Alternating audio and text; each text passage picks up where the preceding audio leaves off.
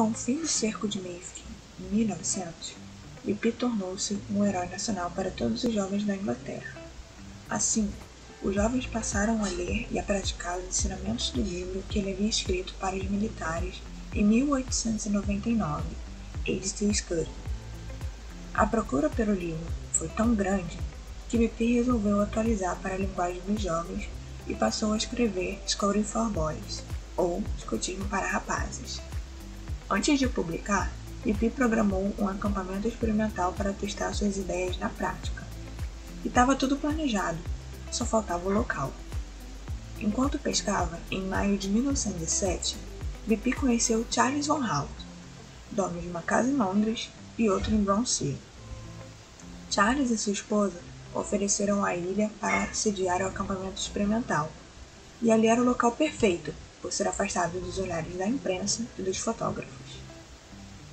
A ilha de Brownsea fica localizada na Enseada de Poole, a segunda enseada natural mais larga do mundo.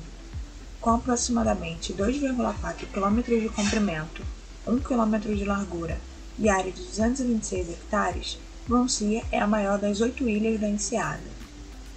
Atualmente, pertence à National Trust e está aberta para visitantes no verão. Tem um grande viveiro de pássaros e abriga uma das poucas populações de esquilos vermelhos do Reino Unido.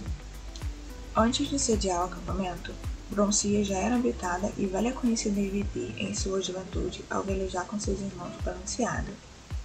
A história da ilha é descrita desde 1545, quando o rei Henry VIII construiu nela uma casa para a defesa costeira do Reino Unido. No século XVII, serviu de produção para o sulfato de ferro verde, principal ingrediente para tingimentos, e durante o século XVIII, a casa foi transformada em um pequeno castelo. Brownsea conta também com uma igreja, casas dos residentes, muitas clareiras e 2 pequenos lagos. Um dos proprietários, Matt Benson, comprou a ilha por 300 libras e tinha hábitos um tanto quanto estranhos. Em 1735, quando uma empregada sumiu da ilha, foi acusado de ser o autor e praticante de magia negra. Nada foi provado. O proprietário seguinte, Sir August Foster, tinha tendências suicidas e cortou seu próprio pescoço no castelo da ilha. Seu sucessor, Coronel Wall, pagou 1.300 libras em 1852 e construiu uma fábrica de cerâmica e argila no sul da ilha. A cerâmica fechou em 1887. Depois de 1870, o governo quis comprar Brownsea para instalar uma escola de cadetes navais, mas nada foi feito até Charles Von Hout comprar a ilha por volta de 1901 e restaurar o castelo após um terrível incêndio ocorrido ali. Durante sua história, Brownsea passou por 3 incêndios, sendo 2 desses bem sérios. Em 1907, ocorre o acampamento experimental. Pouco tempo depois, em 1910, surge uma indústria de narcisos na ilha. Em 1934, 2/3 da ilha foram destruídos por um grande incêndio que durou meses. Após a morte da Sra. Bohan Christie, dona desde 1927, a National Trust, com a ajuda das associações escoteiras e de guias, compra Brownsea. Atualmente, é possível acampar no campo usado em 1907 durante os meses de verão. O antigo castelo opera como hotel particular para John Lewis Battleship, empresa que atualmente controla o edifício e seus funcionários. A estação de guarda, criada pelo rei Henry, serve de sala de estar para a National Trust e o zelador e outros funcionários são os residentes permanentes da ilha. Em 1881, a ilha era habitada por aproximadamente 270 pessoas.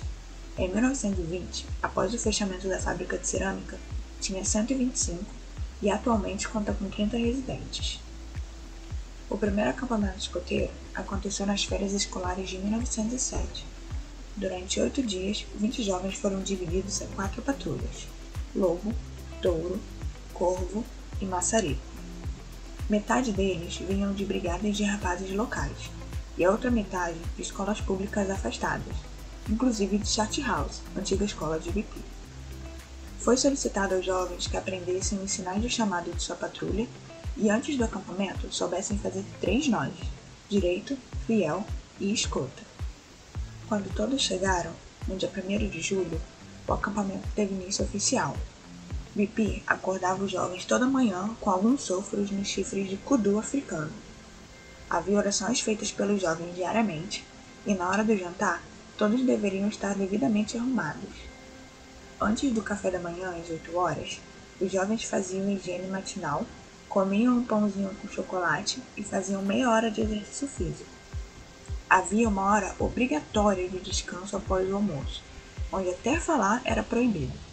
E todas as noites, durante o fogo de conselho, Bipi passava situações onde o ensinamento era importante e no dia seguinte aplicava em atividades aos jovens.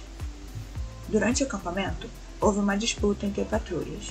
Elas recebiam farinha, batatas, carne, chá e deveriam acampar longe das outras. Mas deviam ficar espertos, porque poderiam ser atacados por Bipi ou por outras patrulhas até as 11 horas da noite. Até mesmo Bipi foi pego por seu sobrinho, Donald, espreitando uma patrulha. Baden-Powell acreditava em um método novo, onde os mais velhos eram treinados e passavam os ensinamentos aos mais novos, e a fala era a mínima possível, sendo substituída por atividades práticas aos jovens. Que cara maluco! Apesar do acampamento ter sido um sucesso, das 55 libras de despesa, Bipi só arrecadou 30, gerando um prejuízo de pouco mais de 24 libras. Mas nada que não fosse compensado depois com o sucesso que foi a publicação do livro Escotismo para Rapazes. Mas até nisso Baden-Powell quis economizar e pediu que fosse impresso em papel barato, ficando assim mais acessível a todos os jovens. Cerca de um ano depois da primeira publicação, o livro já tinha sido traduzido para 5 línguas. Depois disso já sabemos, né? Embora a última proprietária da ilha fosse reclusa e nunca permitisse que Bronçe fosse visitada, ela permitiu que 500 escoteiros acampassem lá em 1932 para celebrar os 25 anos do primeiro acampamento experimental. Em 1962, a National Trust comprou a ilha por 125 mil libras com o apoio de 20 mil dados pela Associação Escoteiras e Guias. Em maio de 1963, Lady Olave plantou uma árvore na ilha para celebrar a abertura dos campos para escoteiros e guias e declarar a ilha oficialmente aberta ao público. A famosa pedra de Bronçe, criada por um antigo lobinho, escoteiro e escultor empregado em Deer Park, Don Potter, para comemorar o acampamento experimental, foi inaugurada pela filha de Bipi em 1967. Em janeiro de 1994, aos 100 anos, faleceu o último jovem presente no acampamento. Nos anos 2000, 20 árvores foram plantadas na ilha em memória aos jovens. Uma ilha cercada de histórias e mistérios tinha que ser palco do evento que deu início ao maior movimento de jovens do mundo. Agora, volte à base para continuar a atividade e nos vemos um dia em Bronçe, ou quem sabe, em Gila.